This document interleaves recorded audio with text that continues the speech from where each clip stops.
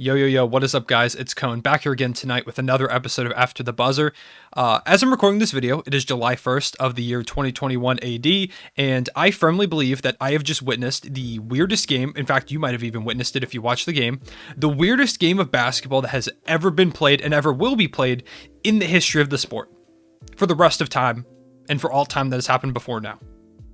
And I truly don't think that is an overstatement from the game I just witnessed. If you don't know what I'm talking about, let's go into it a little bit. So the way the playoffs are supposed to work, in case you don't know how playoffs work, is that teams play each other to ultimately crown an NBA champion. And right now, in the Eastern Conference Finals, theoretically, the Milwaukee Bucks and the Atlanta Hawks are, if the playoffs work the way they're supposed to, the best teams in the Eastern Conference right now. I know there's a lot of injuries and we're in a very weird NBA timeline, but theoretically, these teams are really, really good. And so, despite injuries, I'm expecting to see some good basketball. And there was some good basketball tonight.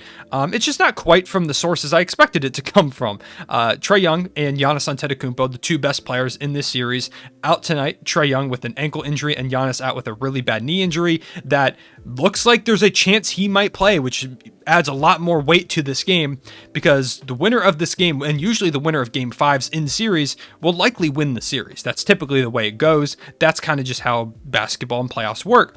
So this is a really big deal. So going into this game, if you have seen the ESPN graphics, typically they'll do like little player matchups, right? So I saw a graphic before this game that showed that the player matchup they were highlighting because of injuries was John Collins versus Chris Middleton. That was the way they built it. And first of all, that's weird enough in itself.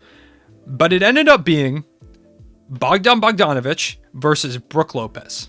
That was the player duel that we saw in this game. If I told you earlier this year, or in fact, even in the last 3 years, that the best player on the Milwaukee Bucks in a game 5 in the Eastern Conference Finals would be Brook Lopez only making shots in the post, you would have never spoken to me about basketball ever again. There's no way. You would have thought I was the biggest idiot on the planet. And yet, Brook Lopez, in 38 minutes, the leading scorer in the entire game with 33 points, 7 rebounds, and he didn't make a single three.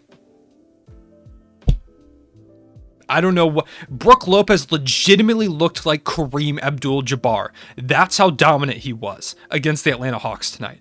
I don't know what Mike Budenholzer just said. Let's go into this game and let's be the Brooklyn Nets of 2014. That was like the way they were playing. They were just feeding Brook Lopez with huge contributions from other guys that I'll get into in a second. But Brook Lopez was dominating. When a guy's talented, he's talented. He's not the Nets franchise leading scorer for no reason. He's really good, but we haven't seen this in so long. We haven't seen this Brook Lopez in like 3-4 years. So out of nowhere to see Brook Lopez become a dominant paint force again, it was weird. I was like, who accidentally put on a 2015 Nets game? It was the weirdest thing I've ever seen. And to add on to that, their second leading scorer, Chris Middleton, 26 points, 13 rebounds, and 8 assists. An incredible performance. Chris Middleton stepped up in the exact way they needed him to. This is the way he needs to play, and I hope he gets more praise from the media because he deserves it. He's been really good, and he deserves more people talking about him. Jrue Holiday, 25 points, 6 rebounds, 13 assists. He took a little bit too many threes, I think, but when you're shooting them, you're shooting them, and they needed some offense, so it makes sense for him to shoot them. But Jrue Holiday was incredible. This is why they got him, because they needed another option, and especially with Giannis going down, it was a good thing they got another option because clearly they needed someone to help superstar Brook Lopez. Bobby Portis, a guy that, to be honest, I didn't expect to start. They put him in the starting lineup. Mike Budenholzer, I can't believe I'm saying this, but Mike Budenholzer impressed me tonight, and I'll talk about specific stuff in a second. But Bobby Portis, 22, 8, and 3. He hardly even played in the Nets series, which, by the way, I think he should have played, but he hardly even played in that series.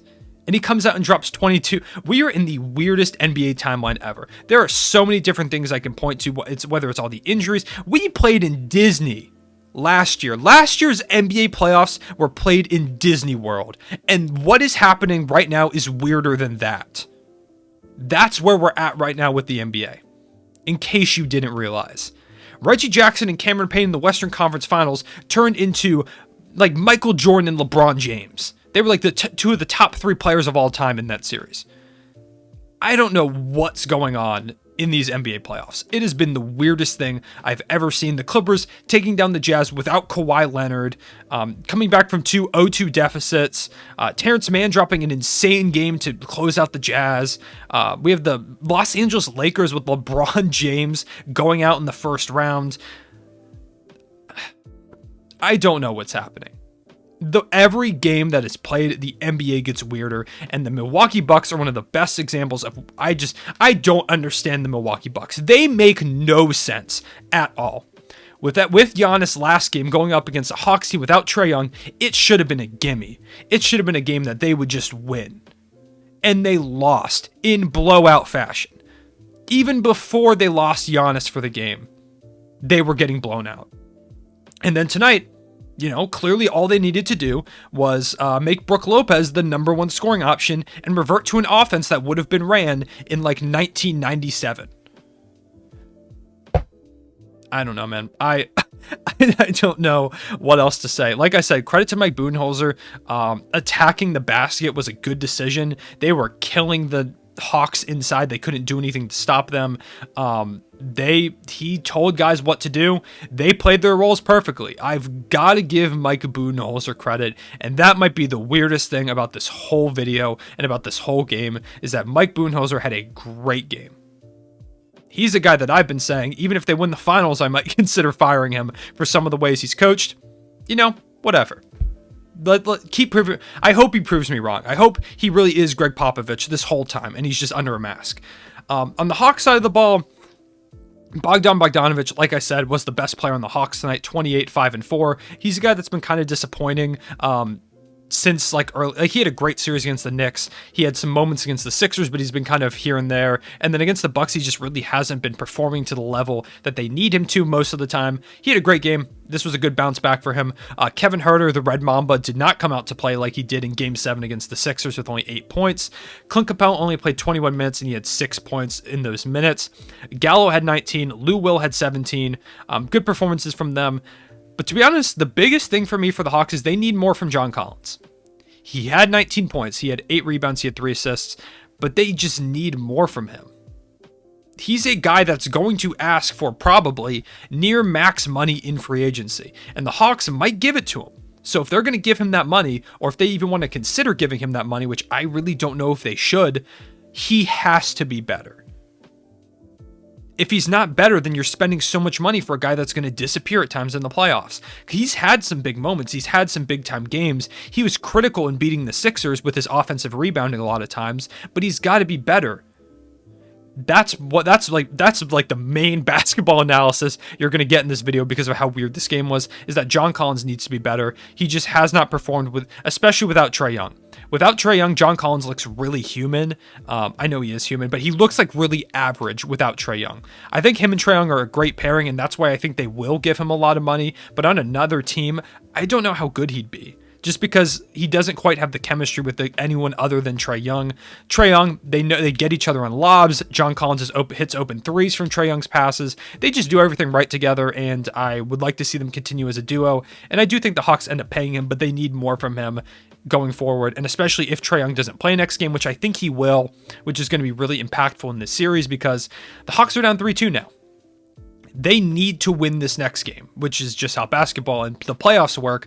This is your season on the line. A season that no one saw coming. Not me. Maybe you saw it coming, but I don't think me or anyone else really saw the Hawks getting this far. They are 2 wins away from the NBA Finals. This is one they really needed badly because Giannis, theoretically, he was doubtful. He could have probably played in this game. Probably wouldn't have gone very well, but there was a chance that he could have played in this game. And if he comes back, it's bad. You need to take advantage of any games that you get when Giannis isn't on the court. We'll see if they're able to take advantage of it next game. I'm sorry this wasn't a super basketball focused episode, or it wasn't super focused in terms of analysis. Like I said, I just don't understand the Milwaukee Bucks. They could be playing like this year's Thunder team. I can say that because I'm a Thunder fan. We weren't very good. They could have been playing this year's Thunder team that lost 14, 15 games in a row. with Giannis and they'd lose, and then Giannis, Chris Middleton, Drew Holiday would be out, and Bobby Portis and Brook Lopez would combine for 90 points. That just seems to be the way that these Bucks work. I don't get it. And you know what? I've given up trying to understand it. I'm done. I don't understand Mike Budenholzer. I don't understand the Milwaukee Bucks. Maybe you do. If you understand the Bucks, let me know what the Bucks are in the comment section below. You know, just as like a basketball team.